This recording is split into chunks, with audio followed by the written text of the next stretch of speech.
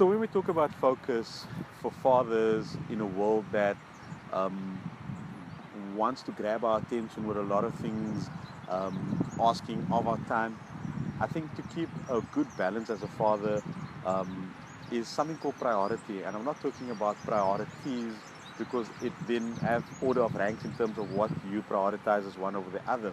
But when you have a priority, and if you say as a father that my priority is my family, first and foremost, that is something that you're gonna, whatever you do centers around that. So whether you in the workplace, whether you on the sporting field, whether you in whatever industry you might find yourself, the end goal should still be that my focus and my priority is my family, and that is how your dreams are going to flow out of your actions will all flow towards that is what I want to do. I want to make sure that my family remains strong, the unit remains strong.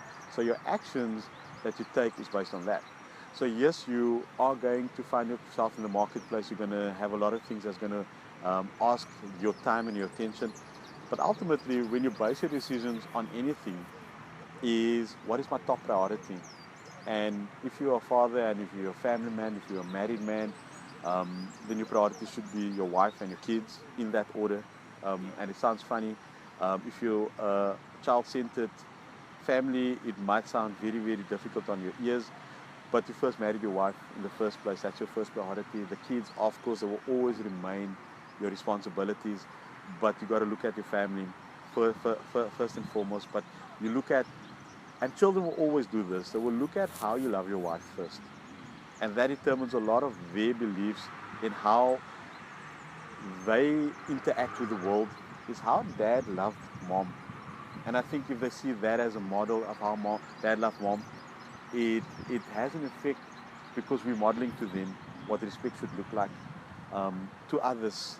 And it will play itself out. You will see it in their own action as your own children, how they respond to people and the respect they show to them.